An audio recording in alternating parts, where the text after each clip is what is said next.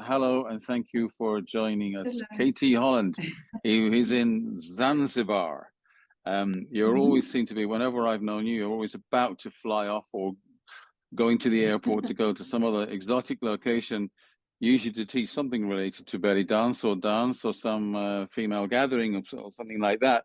So welcome to our little show, which we'll put out in the next couple of weeks. So I'm in Galway, Ireland, my ancestral home here today, and this is the first time we've done it on Zoom. So far, all of our podcasts have all been in audio, and they've all been done live in the flesh. So it was a little bit simpler that way around, but here we are. We managed it. Spirithorse has never been great with techniques, but we're looking to the future. Again, welcome. I'm going to find a place to start. I know you've come to Spirithorse a couple of times now. Thank you very much to teach dance, and belly dance is simple, but let's jump in the deep end if you don't mind, Katie. I mean, maybe you can tell us what you're doing in Zanzibar, but then also maybe we can launch into you've been involved in belly dance. You work as a dancer. You've been doing that since you were a young woman, and you've developed over the years, quite a few years under your belt now, of experience something called Awakened Bellydance. I know you use that title. So that's the deep end, but maybe give us a tiny bit of background. I want you to talk, please, about your work and this idea. There's a deeper end to belly dances, and there's a whole secret world of feminine presence that you've experimented with. I've heard your participants on your groups, so the women who come to study with you, raving about it. So give me a little bit of background. You're in Zanzibar. What are you up to? And where did you start on your journey, if you don't mind, please? Okay, well, apart from sweating a lot, you're probably going to see me glisten more and more as as this goes on. I'm teaching a mermaid retreat for women. So, you know, the mermaid with the tails, it's No. another asset to my repertoire. And so I've got a retreat here in Zanzibar in a few weeks, and I'm here at the moment preparing for it and enjoying a bit of chill time as well. Very Yeah. good. So what? Tell us about mermaid then, Con. You got to give a bit more than that. But what's that involved? Well, I mean, the typical idea of mermaids with a tail, and I teach the PADI, you know, like PADI scuba diving. It's their mermaid course, and so people can do different levels, like certifications, and we do different tricks in the water. So like somersaults and twirls, and you know, kind of you can dress up if you want to, and there's like a whole cosplay side to it as well. And other people do it more for fitness, and Oh, yeah, and it's really beautiful. Yeah. So, and of course, it's this same movement like with belly dance and the whole Kundalini. So basically, I'm Kundaliniing whether on land or in the water, right. and that the technology, I do often have this effect on technical things, even if I'm far away across the world. Oh, I don't Things think that it's your often, fault today. I think it's yeah, our own little gremlins and things here. We've got our yeah. technical goblins too. So you started. You were very young when you got into belly dance, and you really threw yourself at it, as far as I can remember from our other conversations. Yeah, well, this year actually it's 30 years since I started learning, and I was Mm, 15 at that point. And that's it. Yeah. yeah, and I knew from when I was very small that I wanted to be a dancer, and growing up I studied ballet and tap and jazz. And I knew I wanted to be a dancer, but I didn't know what kind of dance, but something that nobody else was doing. That was all I had in my mind. I want to do something different. And of course, growing up in the 80s, watching James Bond, and um, there was another series that I was never allowed to watch, but I'd always see the beginning, that Tales of the Unexpected. And it was always this kind of mysterious woman dancing at the beginning. So I know that seeing these clips had a big effect on me, and then it was actually Yeah. an Irish dancer that I saw on TV, and I when I was 14, and I said, that's it, that's what I want to do. And Irish and then dancing. no, it was a belly dancer from Ireland, and she was Oh, I was going to performing say, with yeah. you. Yeah. It's the So traditional Irish dancing they have here couldn't be more far away from, nothing happens above the knee. So everything's at the ankle no, level, and you're not allowed to move your belly, and the spine is completely straight, and there's absolutely none of all the chakras stay still. Is the idea, but yeah, it's like very keep your beautiful. pelvis locked. And very, very charming at times at this thing called Flakyols, where there's like music festivals, and you see these old farmer guys, with in their boots kind of thing, and they're taking notes on these tiny little variations of steps. Everything's in the toes and the ankles, and very suitable. Mm. The Kerry slide, this and this kind of reel only works with that kind of step, and very beautiful to see. But anyway, that's a million miles away. That we're I think Ireland is ripe for a little bit of your kind of belly dance, and we'll keep going with the step dancing too. But so that was like a glimpse of like the mysterious feminine you were talking about there, isn't it? As a teenager, like growing up, that there was something there. There's like I don't want to jump the gun, but there is something about there's been this whole generation of approaching femininity where women have sought to become liberated for a while there by imitating men, which I think most of us realize was not a great idea, and that the guys they were imitating were fairly lost anyway. And what we're looking for now is maybe some real expressions of masculinity in a more sacred or noble or complete form, and of course in the feminine too. That there's the work carries on and this unfolding. And I know you're interested in that, and you're playing what I think is a really interesting, significant role in the whole thing. So that teenage girl who saw this kind of image and thought, "Yes, I want to do that." Say a little bit more. Say a bit more. What happened then? So you did become a dancer. Yeah, it was alongside each other. I was studying belly dance, and also I was studying holistic therapies. So this was the therapies were, it was after I went to art college. So when I was 18, I decided, okay, no university for me. I need to find my way as a dancer. But I had this idea that being a holistic therapist was a good backup.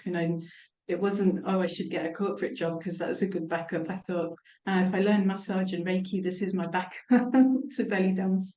And so I kind of followed both of those career paths, and at first it seemed very separate to me because I didn't really understand how I could bring it together.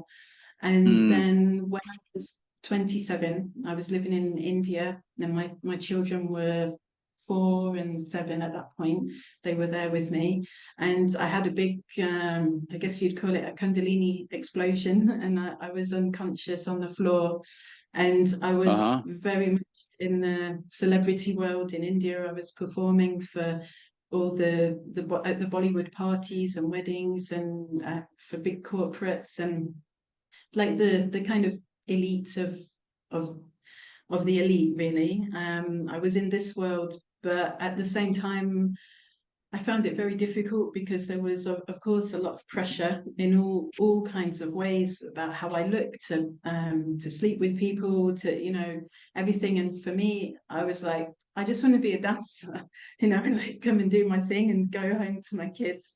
And so I found it very difficult being in that kind of shadow world, really. And so Uh, started after this Kundalini thing happened. When I came to after being on the floor, I heard this very clear message saying you have to create this therapy with belly dance, and if you don't do it, you're going to die. And that was the extent of the information. And I was like, mm, what? How do I go from this to this? How on earth am I going to do that? And I started going to classes for Gurdjieff and Osho dynamic meditation, and also Sufi whirling.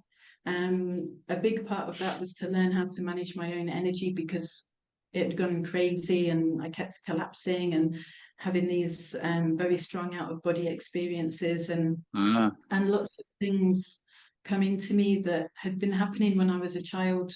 And of course, I'd blocked it out. But now it was like, you're going to look at this and you're going to embrace it, no matter what, because if you don't do it, you're going to collapse again and again and again. And so slowly, I began to understand my body more, my energy more. I was still performing, but I was also able to manage the energy of that world better. And then it took me about 8 years to come to the point where I said, okay, this is Awakened Bellydance, and take it, world. Like, this is what I'm doing. And then I did what felt like the craziest thing ever, because of course, being a performer and in India, in the way I was doing it, it was like the dream belly dancer's job. And I said, I have to walk away from it, because if I don't do that, then this other kind of energy based belly dance can't birth. And that's probably one of the most difficult things ever, most difficult choices that I've ever had to make. And that was about 9 years ago now. Yeah, so I was going to touch on that, because your sense of adventure. I mean, I think hooray to young people who say, "I'm not going to college. I'm on a mission. You know, I'm looking for my holy grail. I'm going, whatever it is, off to India or Peru, whatever it is." So they head out for the adventure, and have, maybe, I don't know if you had it, some just some inner sense of like, I can't waste 3 years or 2 years and, you know, being a child at school. I need to get out there. And then you said you're just 27 when you started having those and you already had kids and already living in India at that Yeah. time. So like, you were, you know, you weren't, there's nothing in you was waiting around to see what I'm going to do with life. You were doing it. Maybe there's something about it, and that crucial age as well, 27, 28, where maybe, you know, you move into a different phase of life, don't you? So that's pretty interesting. I didn't know you had those big, you know, whatever they are, Kundalini breakthrough things. That's interesting, Yeah. eh? So I love to hear it, because many people feel a little bit stuck in regular lives, regular jobs, and I would say don't plan the career. You know, do as many things as you can in your 20s, but get out there into the big, wide, real world. Preferably have a break outside your own culture, because we live in limited cultures, and we live in this also amazing time where you can travel the world, and you know, I know that feeling's like being a young person and going to India, have this vast psychic space, and suddenly many things are possible. It just the impressions come from all sides, and sounds like you were there. That's amazing. You had kids already there and bringing them up in India and all the rest of it. Yeah. Yeah, and we lived in India for 9 years. At Yeah. first, it was supposed to be 3 months. That was the plan, and suddenly 9 years had gone past, and I thought, how did that happen?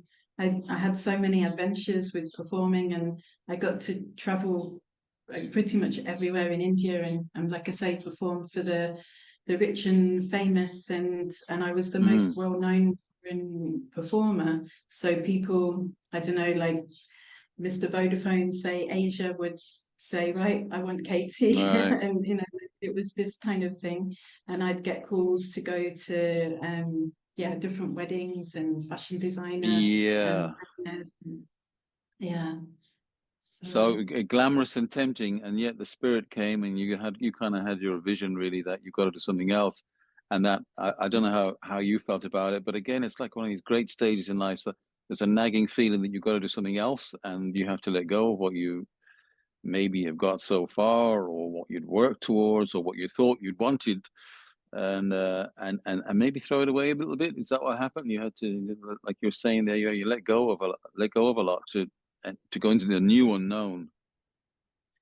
yeah, I mean, this kind of pressure that I felt, that there's something that I came here to do, actually started when I was 7. And this was when I had a first, I guess, what you'd call some kind of awakening, and I started to have a lot of past life recall, and I was able to remote view spontaneously and astral travel, and I was experiencing ET abduction. I mean, you name it, it was happening, and I was very psychic, but also I was very terrified. So through this, I had this overwhelming feeling that there's something that I'm here to do, and I didn't know what it was. And then as I got a bit older, to around 12, I also knew it was connected to dance. And then through my teenage years, I managed to really block it out with parties and, and everything. And then because of having my children in my early 20s, this was I guess it created an opening for things to come into my awareness again. And Yeah. and although I was doing things in a way that I was really following my heart, and I didn't feel that I was being waylaid in any way. But I guess I needed to do what I did in that performance world um, to understand really who I am and where my boundaries are with things, because it would have been so easy for me to uh, kind of get drawn in with using my body to get into film, say, or to climb the ladder in a different way. And I was always very clear that that's not what I'm here for. And Mm. so when I was 27, it was almost like everything in my world cracked. I ended up getting divorced from my first husband, and as I said, I knew that I needed to walk away from life as it was, and I knew that I also needed to sleep more. This was something very important, so that I could dream more and bring information in through my dreams. Really, yeah. Yeah, so you had this feeling you got to develop something. Did you find good teachers? Did you work it out by yourself? Was it you and your own nature, or what happened next? It was a bit of everything. I've been really lucky that I've had really, really amazing teachers, and the way that we've found each other has always been in this very mysterious kind of ways, where it was obvious that I was supposed to study with them. And unfortunately, a lot of them have passed away now, and each of them, whether it was from the belly dance side or from the Gurdjieff movements or from a more shamanic dance perspective, they each played their part in supporting me. And I would always go to people and say, I want to do this thing with belly dance. I don't quite know what I want to do, but I know there's something that I need to work out. And they were all absolutely amazing. And probably, you know, I was in my late 20s, early 30s, and they were all in their 60s, 70s, and they're like, Mm. who's this kid going on about she wants to invent something? And of course I was thinking that myself, like, who am I to think that I can do this? And so I went through a lot of self-sabotage and thinking, no, you know, what am I doing? And it's never going to happen, and I'm not good enough. And so I really had to change that to who am I not to do it, so that I could repeat this to myself. And then when it came to the point of like I say, launching the first Awakened Bellydance training into the world, I was 34, 35. It was like the biggest weight went off of my body, and I was laughing and crying at the same time. It was almost like, okay, I did it, and I've fulfilled whatever this thing is. And then of Mm. course the training started to happen, and things have evolved again since then. But just actually being able to say to the world, this is what I'm doing, this is who I am, it Mm-hmm. was it was the biggest relief I've ever felt. Yeah, wonderful. I love to hear these stories, because there is a kind of, I don't know if it's a dark night of the soul, but there's definitely some chasms you have to go through, isn't there? And I think that's really maybe classical time when you're fishing for what you're really going to do in the world, 28, 29, 30, 30, and you've got to get it, you've got to start really moving with it by the time you're 33, 34. I often, I don't know what's the word, encourage people in that sense, like something magical has to happen. It sounds like you really classically did it. And then, but there are those feelings of unworthiness that you just mentioned, isn't there? Those are real layers that have to be gone through. They have to be fully experienced, and not hold you back. But we all have them, huh? We all have them, and yet our sacred task, if you like, or to give it some big title, but that life wants us to do something. And I don't know what you think, but often we don't dream big enough. Like we have to face our own unworthiness, our not good enough, and so forth. But there's something really big that wants us to, that wants tending. The temple is big and it's waiting for the priestess to come, and life chooses you, huh? Yeah, and people often say to me, "How did you do this?" And because since I left for India, I haven't lived in England since that time. So that was Yeah, 2006. I'm now living in Egypt, and I've lived in Bali and Bulgaria as well. And and I've never had a salary, or I've not ever had any kind of fixed income, which of course at times was really difficult, especially at the beginning.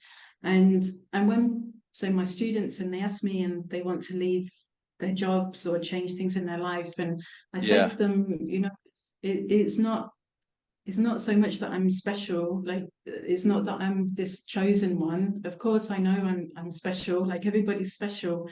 But if I can do this and muddle my way through it with no training in business or marketing, or or social media or anything, and if I mm, can find my way, then everybody can find their way.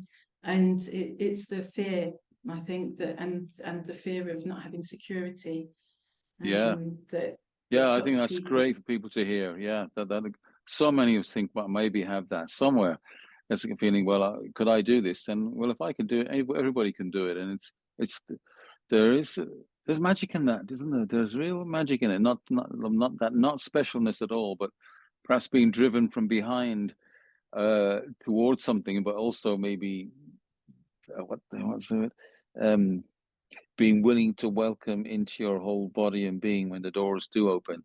Scary sometimes, to leave behind our little selves and head out into that adventure.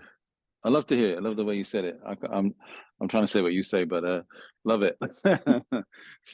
Yeah. So yeah. So you started teaching, then I guess you teach what you know, but then other things come by magic after that. What do you think? Other things somehow.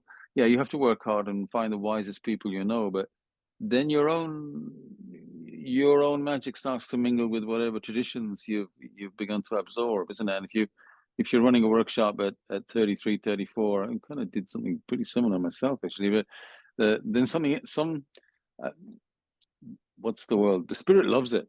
What was how did it go then, those first few workshops, and say the first year or two or three when you were doing that? Tell us a bit. Yeah. Well, I actually started teaching dancers, belly dance, when I was 18 or 19.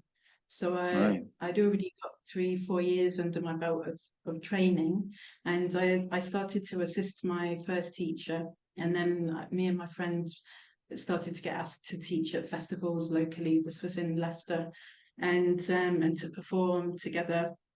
And so slowly, I started to build up students, and then in my early 20s I studied Reiki. So I really, with everything, I feel like I've been thrown into it. Where with the Reiki, I thought, okay, I'll do the masters, and maybe after a year I'll be ready. But a place where I was teaching in, it was a higher education college, and I was teaching Indian head massage and belly dance.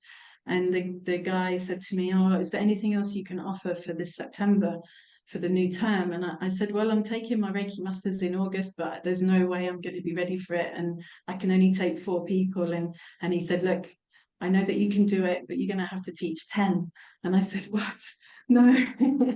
And sure enough, he convinced me. So 2 months after I'd taken the training, there I was with my first 10 Reiki students.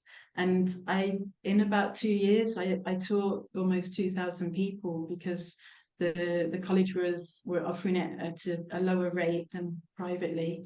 And so I had this very steep learning curve in teaching from the energy side, as well as then I was also teaching belly dance, and I was organizing my own events, like performances and um, kind of mini festivals. And so by the time I got to launching Awakened Bellydance, I had 12, 15 years already that I had experience, and I'd been holding retreats. And so the actual teaching side, or getting information across, was okay, but it was more that this was now a different way of getting information across, and that I couldn't have notes to follow, say, of, oh, this is the choreography. I had to do it through my body and intuit it through my body and the body of the group. So it was quite a different way of working. Okay, so all right, let's fast forward a tiny bit if you don't mind, please. Now you can tell me to shush here if you want to, but I did find it quite fun to be in the car with 3 or 4 of your students last time you were at Spirithorse, and giving you a lift to the station. So we were in the car for nearly an hour, talking about all kinds of things that the ladies had been through. And there's one lady particularly, you were giggling a lot. I think, well, the people were, the women were, because she'd had all kinds of orgasmic releases while she was belly dancing, and something had really opened for her, and it all sounded like a lot of fun, and there's a lot of giggling, and it sounded like beautiful. Is this what? Tell us about this. So you want something way? This wasn't a dance class. She had really been through some kind of big opening. So you've obviously found a way to what's the word? To support people in that, and support women and going deeply into the body. Is it all right to talk a little about that? Yeah, of course. I guess I've had a lot of very crazy experiences, as I said, with the Kundalini, and I've been hit by lightning, and I've nearly died now 5 times, and then I've had lots of near-death experiences on top of that, and for me, my learning has been very much through my body. So I feel like she's taken quite a battering and over this life to date, and in fact, one of my teachers that's still alive, the shamanic one, and she, this last time this summer, I nearly died again. And she said, did you ever think to just say to your body, you can learn in a very gentle, loving way? It doesn't have to be these extremes. And I said, yeah, I'm never looking for this, of course, to happen. It's, well, maybe part of me is, but it seems to be that I've, as I say, learned through my body, and then I'm holding a huge crevasse of possibilities because of that. Because I'm not afraid. I'm not afraid to die, and as we said, I'm not afraid to take risks in my life. And I think when somebody holds that, it gives people permission to be able to even just go to the edge of that, out of their comfort zone, and it then holds huge possibilities for people. So this can go in all kinds of different ways, and I've got quite a high statistics of people having babies, people getting divorced, people having orgasms, people vomiting in sessions, and I always say to people in the intro that I can't guarantee any of these things, but I'm giving you the broadest perspective, and so I really mean it when I say that people can go to anywhere within themselves that they need to, and that it's going to be okay, and they will be supported in that. And I guess when people release, or when their energy becomes more activated, there's only so many ways that our body can release that from. It's either going to be from here or down here. So often if people find it difficult to cry, it might come out through vomit, and it's not food vomit, it's more like, I call it an energetic vomit of gunge, and so it might come out that way. And then of course it can also come out in what we think of as an orgasmic way, and this can also be a surprise for people as well, and it's, yeah, and it's really beautiful when that happens, but we're not looking at it as something sexual, or we're not trying to invoke that to happen. It just happens.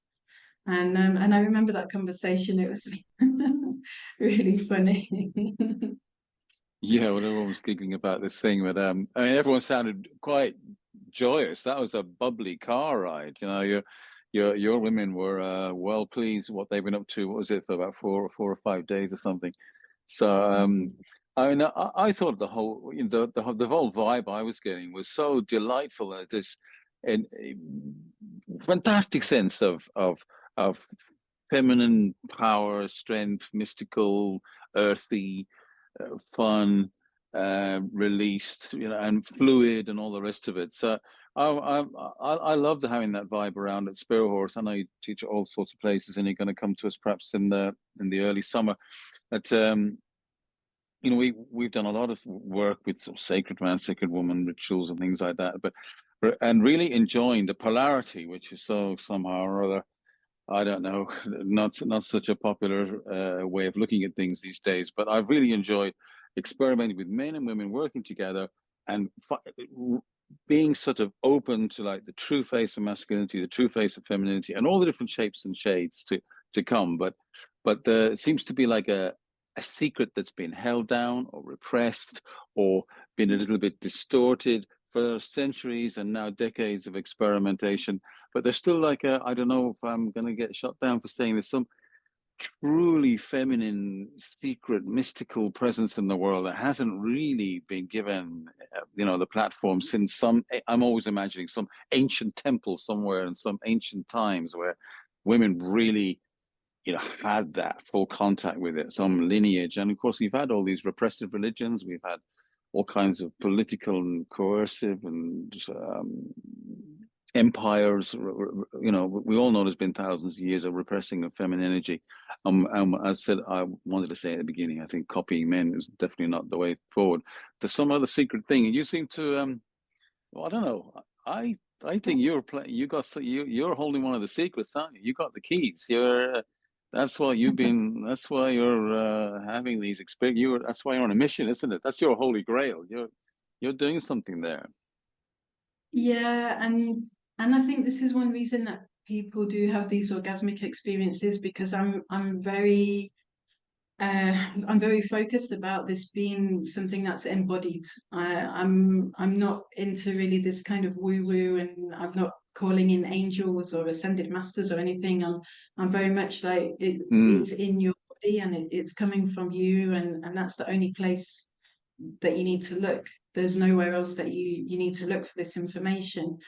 And also, I think that we've done this many times before, and especially when I have groups for the training, I always say to them, we've done this so many times together, and maybe this lifetime I was the one that remembered first, and other lifetimes it was you or you or you, but we've been doing this. And I feel that so much has been hidden, like you say, with the mystery schools, and that a lot of it, especially of what's around now, there's a lot of deception that what we're being shown as, oh, this was from the Isis temple, or this is from Hathor priestesses, is actually a bit like, you know, look here, but actually it's going on over there, and that it was always like that, because of course the real secrets wouldn't be public. And when you look at the stories of Gurdjieff, still nobody really knows for sure where he got that information from. And I think that whether it's from other lifetimes or it's from our ancestors, and epigenetically we have those memories, but I think that we can all tune into that, and this morphic resonance that we can kind of grasp information from. So And with I the think men, that's the men are always trying to think their way through it and find out how it all works. Like, what's the pattern? What's the truth? It can be quite heady.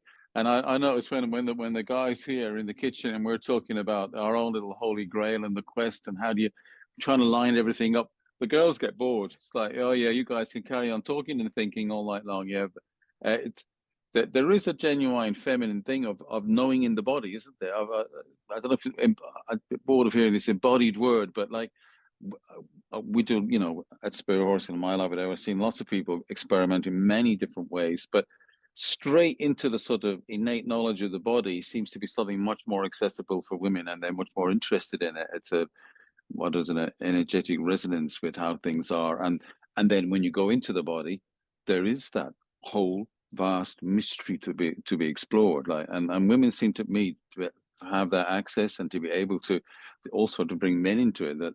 But it's a different way of knowing, and it's not working it out.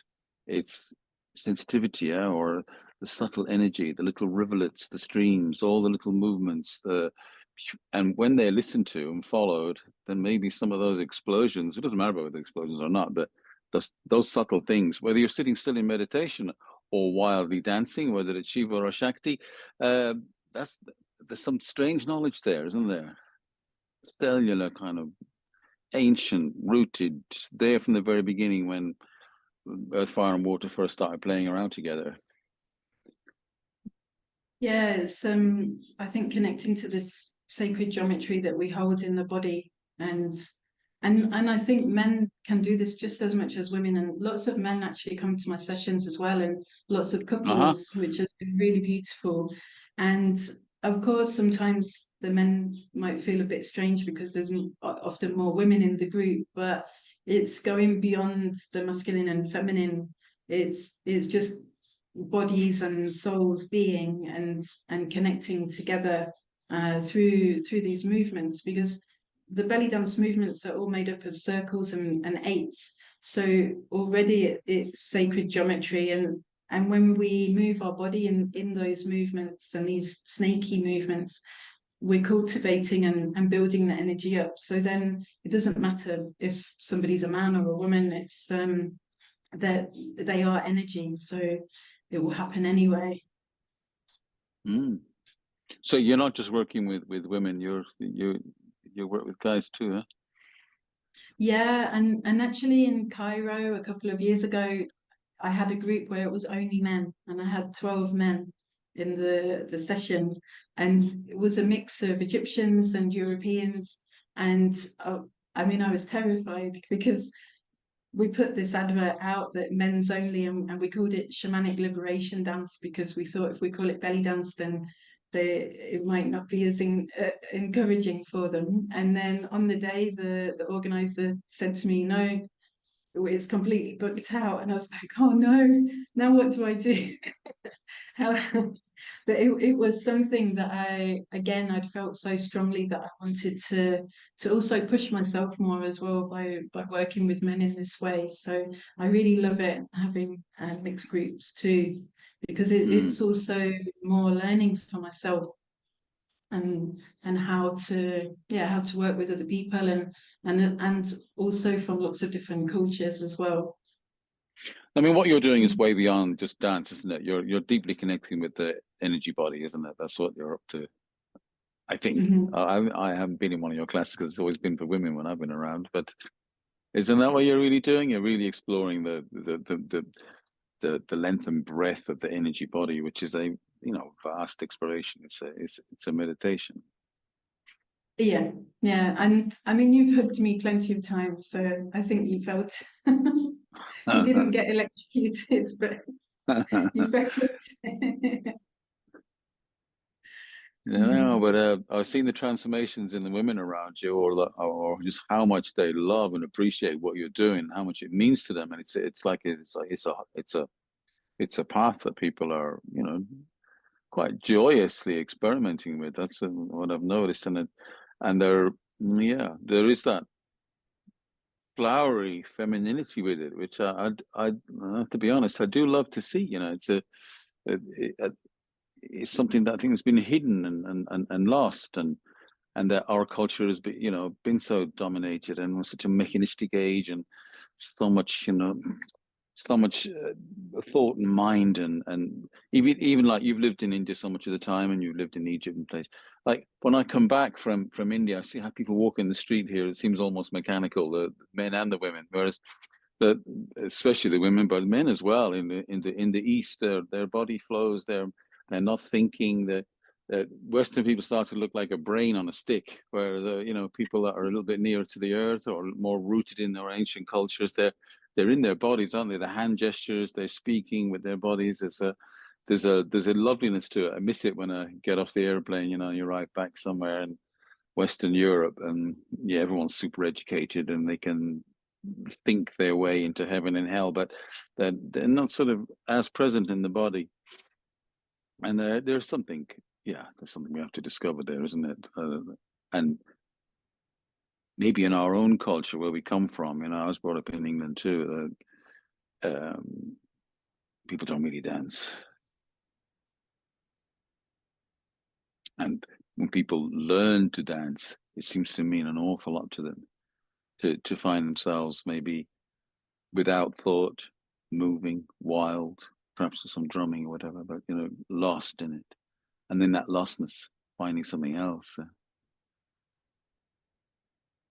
Yeah, the finding the wisdom of the body, and that it doesn't have to be controlled. And of course, there's that part of me that I still teach technique and choreography for belly dance and Bollywood, classical Indian dance. Yeah.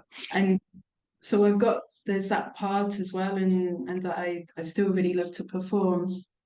And I think probably I needed to have that discipline, so that, and all the rules, so that then I could work out how to break the rules and break them in a really good way, so that I didn't become so fixed in my body.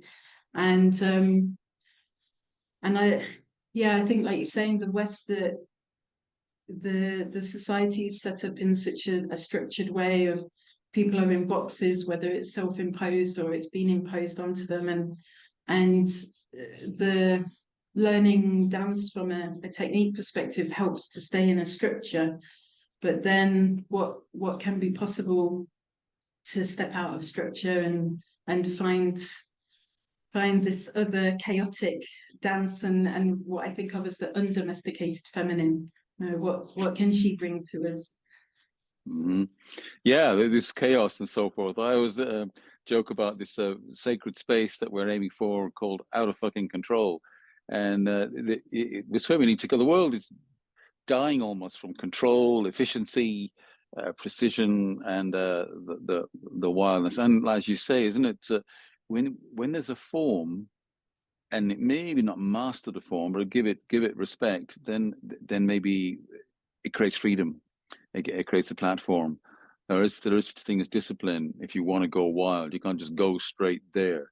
It's like go through the doorway or something like that. Do you I mean, we're talking about dance, of course, and movement.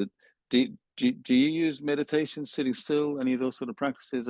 Did you go there, or has it has it been this For embodied myself, female movement, or yeah? I've never been a sitting still meditator. I think because I've always been so active, and as a child, I was dancing, I was doing gymnastics, I was doing sports, competition, swimming, and everything I did, like I say, it was about the body. So for me Yes. to sit still and meditate, or something like Vipassana, this would be, I think, maybe I need it, but I feel that sitting still, these things build up, but then I can't Yeah. express it.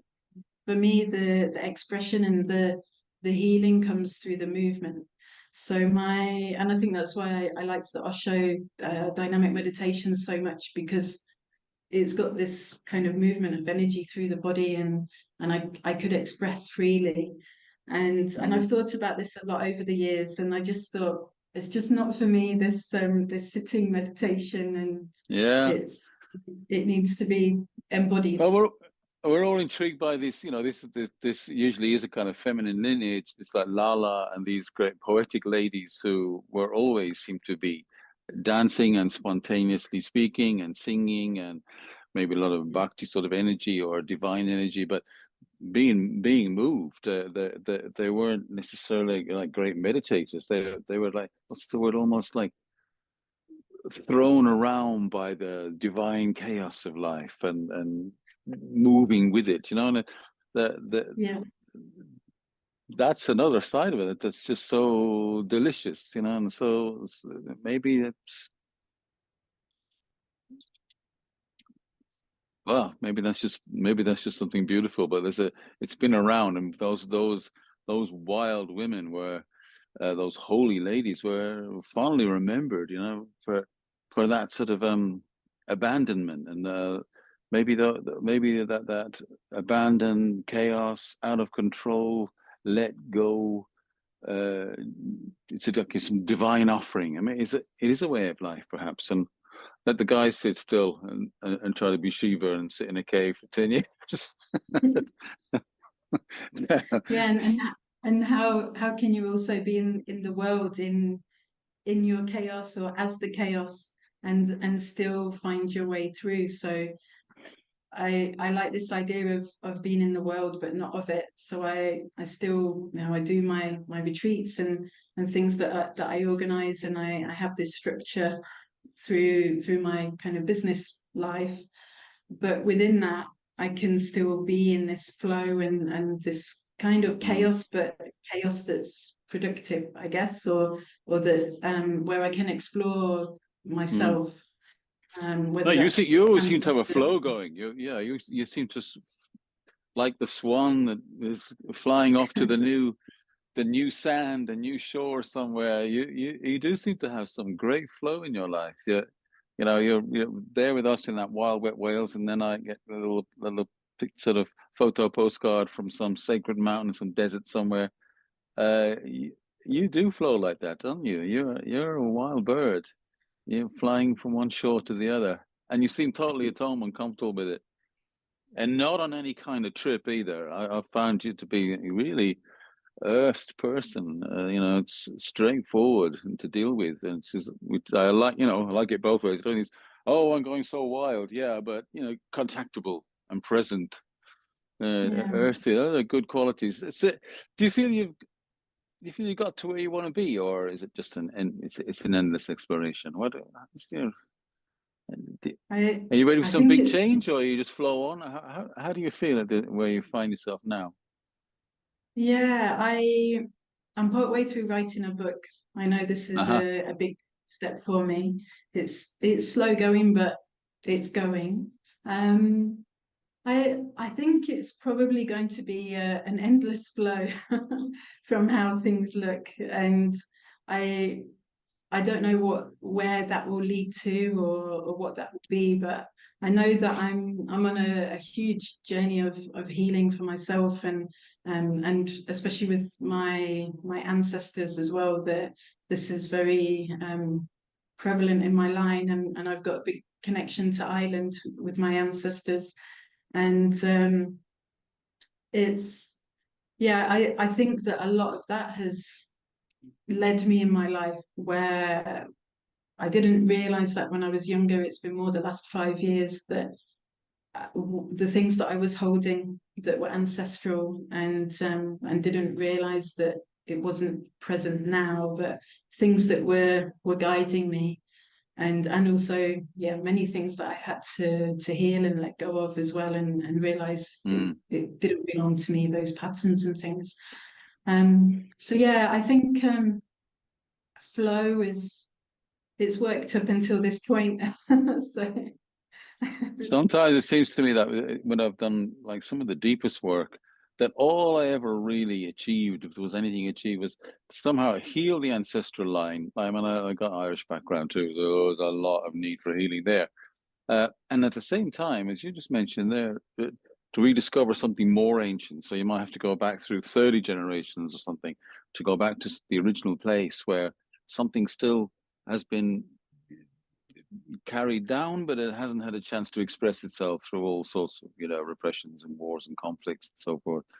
And maybe we do have to heal the hurts of our parents and our grandparents, and yet underneath it something's waiting to flower. And we live in amazing times, so perhaps things will flower among the great wilderness of desperation that's going on in the world right now. yeah, and I feel very strongly that especially the countries that I've lived in, or places like Eastern Turkey that I keep going back to and exploring, it feels like I'm collecting parts of myself. So whether again this is ancestors or other lifetimes, but there's definitely a feeling of, okay, this is another piece of me that I need to explore, or just by my presence of being in those countries, um, it I can't exactly explain it, but it feels that I need to keep being in these different areas, and maybe it's taking my energy to those places with the work that I do as well, and to meet the people that I wouldn't meet otherwise. Do you think somewhere, is it just some crazy idea that there is some ancient, very feminine temple 3,000 years ago, 4,000, 5,000 years ago, where something very sacred and feminine was held that could maybe be rediscovered, that's just gone underground for that long a time?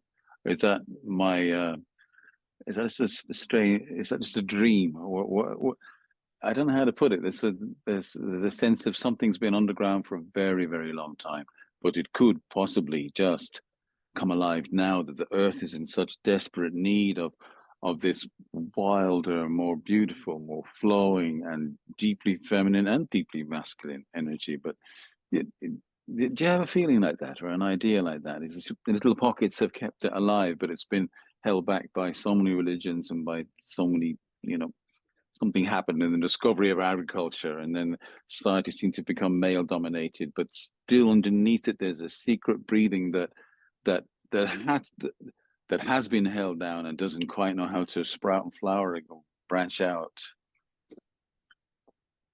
Yeah, I really think so, because as you were saying all of that, I could feel my body was expanding and becoming lighter and lighter. And where that is, if it is in a physical place, as you were saying it, I got this feeling about Saudi Arabia, and actually I might be going there later this year. My husband is actually from there, and I haven't been able to visit yet, but we have a plan to go there. And I have this feeling for myself that again it's collecting another piece of me. So I guess I'll have to report back on that. And but I think that you're right, that there's layers behind layers, and like with everything in the world, what we're being shown as the truth, or that this is the information, that what's the real truth is still hidden behind mirrors. I really have a strong feeling about it, but I know that I can kind of wind people up the wrong way talking about these things. But when I first got into tantra and dance and massage, and had some pretty wild, I wouldn't call them kundalini things, but massive energy releases through breath work and things. It came many times that our societies are so repressed, the masculine energy and the female energy, feminine energy, are deeply held down so much that it's one thing to have the 60s and have free love or something, but that was only scratching the surface. There are much deeper well springs of being that we may be forgotten. And a few times in Indian temples, when I've been wandering in the desert or somewhere like Hampi or somewhere like that, you go into the temples, and on the walls and the pillars is carved these musicians and these obviously dancing ladies that whatever they were doing, but it's a sort of sense of there was some ecstatic thing happening there, not just going for a dance, but a divine worship from going into that, the wildness, the Shakti display, that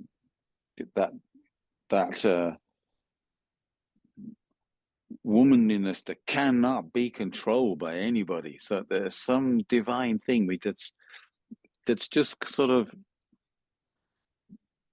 got lost somewhere. My theory about it is that it's a lot to do with the near-death rituals that they were doing. So in India, they were using Datura, like in Khajuraho, where all the Tantra temples are. And in Egypt, they were using the Blue Lotus.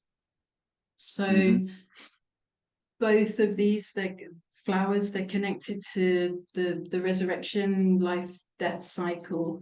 And they, like in ancient Egypt, they were exploring the astral realms.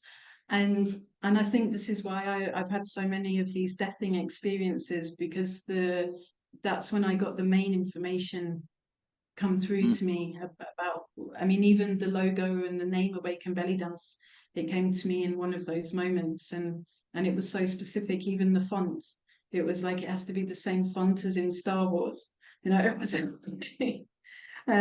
so I think that it's this this part of us where we can loosen, like in the ankh, there's the knot, the shen knot that holds the upper and lower together. And this is connected with the breath and the throat. So when we can loosen this and our hold or our control on being in our body and being in this reality, this is when we can explore and have access to other realms, other information, other aspects of ourself.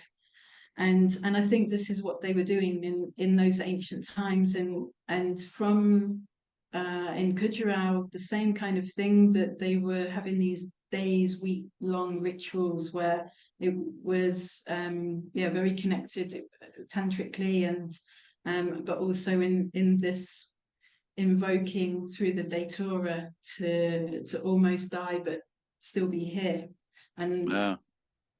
yeah, I think it's almost like really going to the edge without going over it, but how much on the edge can you be, and then still come back and still hold yourself in within Yeah. that.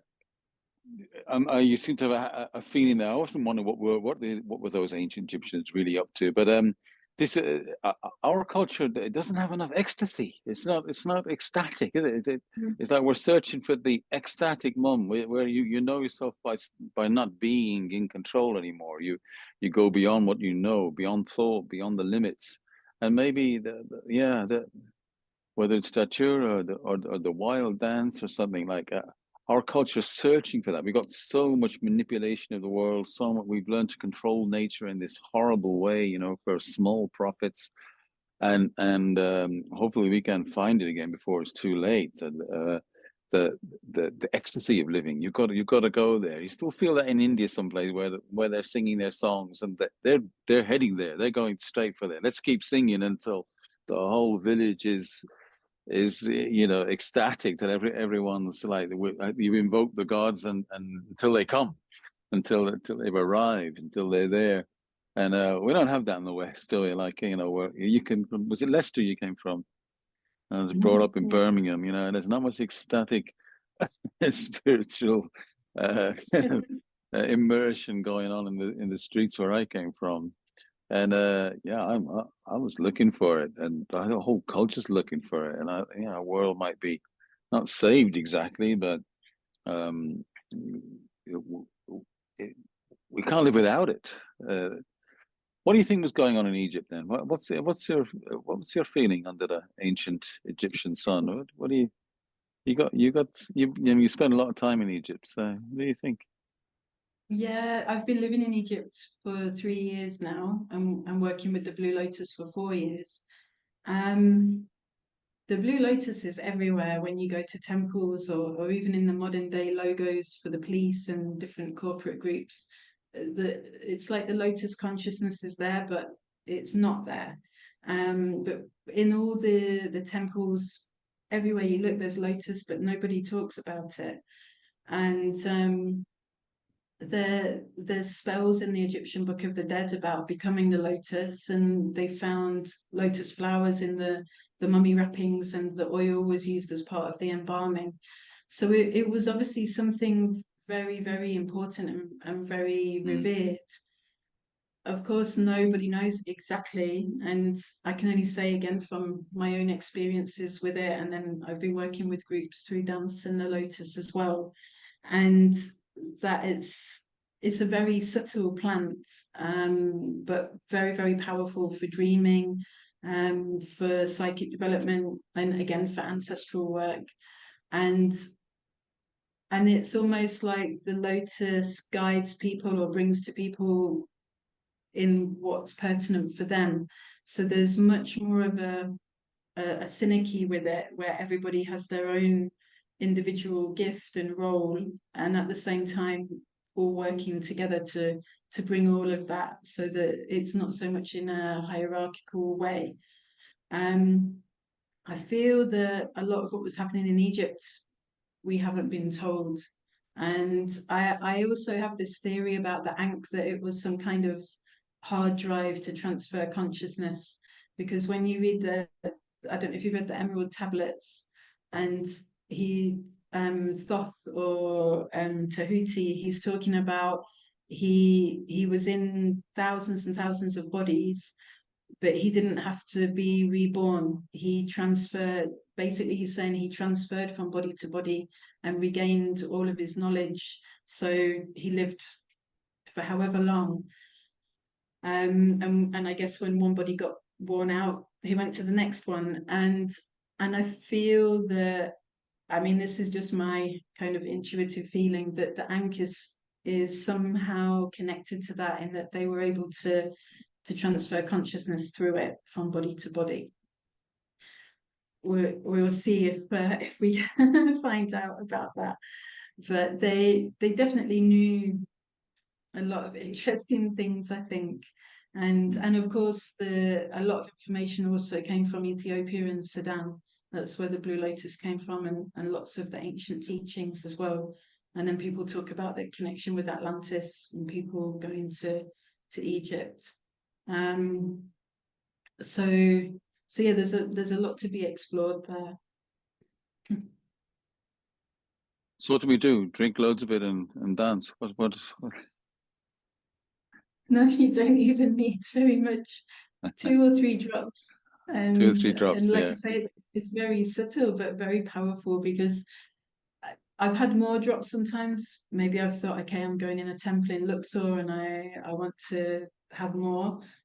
I've not really felt anything. And then another day I've had 1 drop and it's like I'm getting lots of info coming through when I'm looking at the Yeah. hieroglyphs.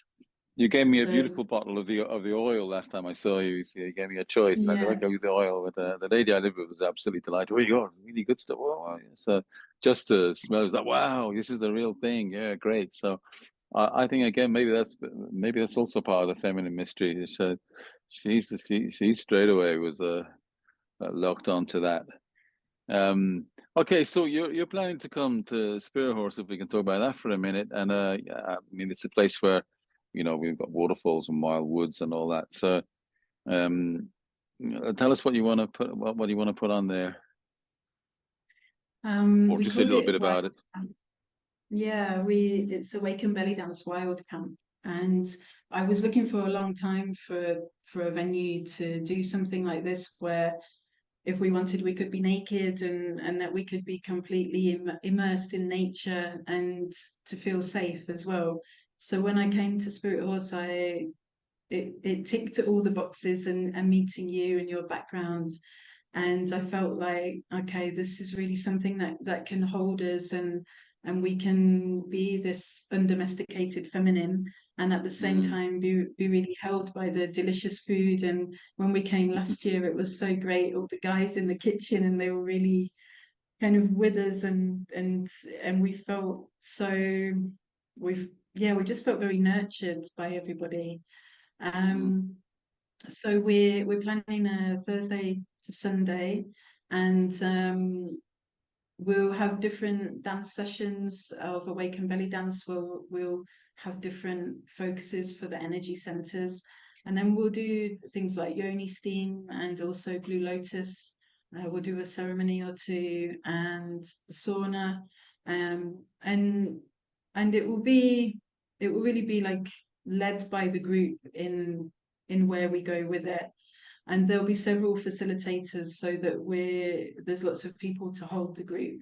And yeah, and just to really enjoy being together, and building more community.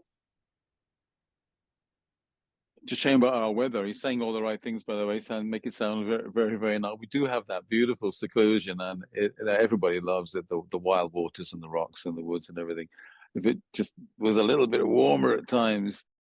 Yeah, we're coming for an adventure. It's like a rites of passage, because again, these old mystery schools, things weren't just handed to you on a plate. I mean, we're not quite going into some like swim through the crocodiles across the Nile, or we're not quite at that extreme. But Yeah. it's really about finding out who you really are, and within the elements, and at the same time, yeah, being held, like I say. So these kind of challenges and love. Let's say that. What's your book going to be about?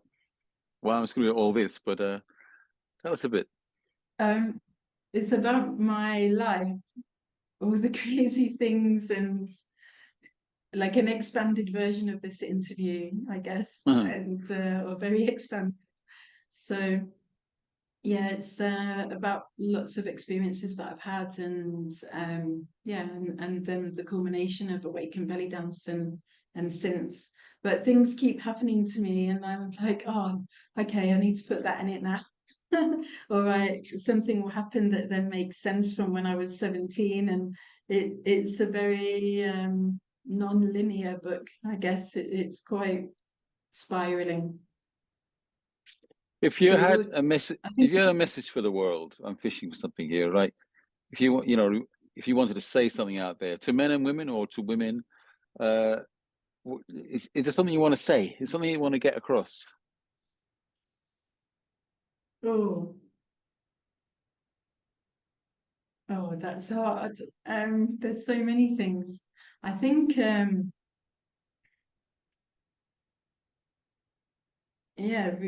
resist and uh, push through anything or anyone that wants to oppress you, and really Uh-huh.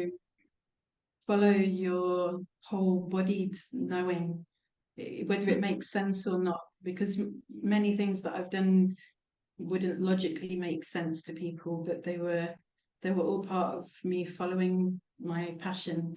And yeah, and I think again, if I can do it, then you can do it as well. Do you think you've learned to trust your gut when it comes to decisions and knowing what to do next? Do you decide with your body? Is your intuition, should we say, just knowing, or how do you know what to do next, and what's your next move? Um, Yeah, I feel it's more than a gut instinct. It's I thought about this a lot as well over the years, that it's more of a whole body knowing, and like when you were speaking about that there's something else, and I really felt a lightness in my body as you were saying it. So for me, when I Mm. feel that when I feel it as light, that's what feels like truth. So whether this is I open the fridge and think, what do I want to eat? I go with what feels light to me for that meal, and I follow that in my life as well. And yeah, more it if I have to think about something, then I know that it's the wrong thing to do. Yes, yes, yes, yeah, yeah. I heard once that same teacher I really admire talking about that, even just going to the shops and just looking at something, and that it got to the point where, yes, take me and eat me. You know, there'd be just a clear body feeling, like no thought, no decisions. Just I think I think you've got that. That's why I'm asking you about it, and it's a fascinating thing that to learn, for us to unlearn the thinking process, and to be able to live and act and move, speak, dream, to dare to follow what we already know somehow or other, and to trust Mm, ourselves, because we've all been schooled in something different. Well, most of us anyway, in our culture, have been schooled in a different kind of way altogether. In fact, the other way around, almost sit here and learn this stuff even though you don't want to, even though you don't feel like it, even though it's not of interest to you. That's what you've got to do.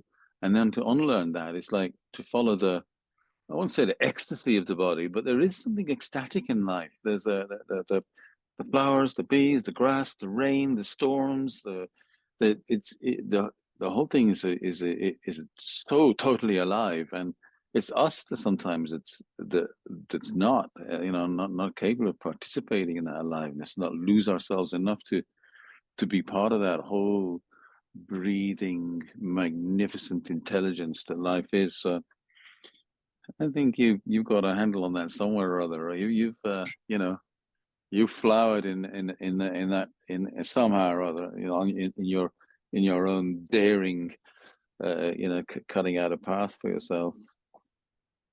yeah, and And thank you. That was really kind of you. And I I think as well that we're taught that if something, unless it's difficult, then it's not an achievement, or it's not worth doing ah, it. Yeah. I know that, so when I was younger, I also had this, that I had to learn how to, well, to unlearn it, like you say. And then I started to think, well, hang on a minute, why does everything always have to be heavy and difficult, and this kind of challenge? And I've got a crazy amount of Capricorn in my astrology chart.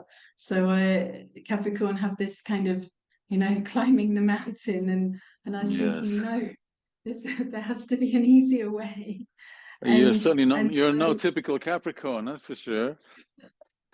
no, and but also saying that, then yeah, I've had big challenges in that, because in my chart I have all the masculine signs all in Capricorn. So it's been this very heavy unlearning for me about structure, but also having this very strong discipline as well.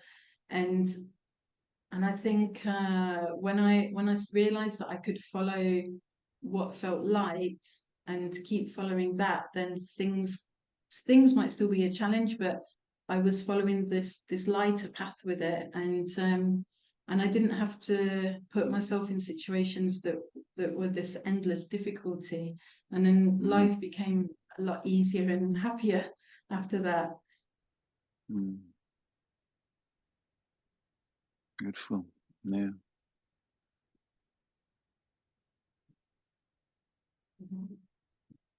We've run out of questions. I know there's more. There's always more. There's always more, especially We about can, this. I don't want to put any words into your mouth or make any agendas, but I just sensed it coming from you when you came to Spirithorse the first time, that this is part of the new face of woman. This is part of some unfolding, some unveiling that the world needs. Only in light. I'm not being grandiose about it. Just that this is the next step. We need to rediscover nature. Rediscover our respect for the wildness of nature and for the wildness of the feminine, and its sacred role. And we also need to discover the wild masculine. But that we've talked about that on other podcasts with the guys. I'm delighted to be talking about things, with a woman, and who's really someone who's, you've taken a few risks with it, and you've run with it. Yeah, maybe we just have to let these things happen. But I'm sort of longing for it. There's some temple space. Maybe it's a workshop that you can go on, but like a real ancient temple space. I don't mean a building with 4 pillars, just a place where like male and female are really kind of like allowed to go where they want to go. I mean, maybe it will take datura or something else to help us bust out of all the square boxes that we've been initiated into, and to rediscover what that ancient, the jungle, not the square fields. Like people come to Spirit and think that the fields full of sheep are something to do with nature. No, no, no. You got to go into the wild forest where you're pushing branches out of your face and walking against the torrents of water and on slippery rocks. The wildness of it all, the ecstatic wildness of it. I'm kind of hoping that men and women can work together and discover a new culture, or rediscover an ancient culture and bring it back alive again.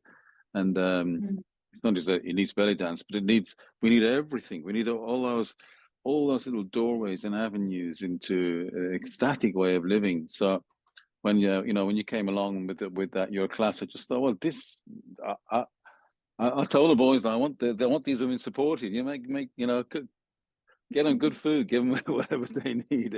They want fire, what they want to sow, and make sure they get it. I want to oh, they were see this lovely. stuff happen.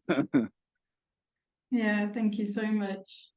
It's so It's easy to end up biting at each other, men and women, blaming and complaining, and this, like there's another world, I think, way beyond that. We will always have to argue a little bit, but the I think it's only just begun, a real discovery of the sacred masculine, and we lost it through farming, and let alone through military and all the rest of it.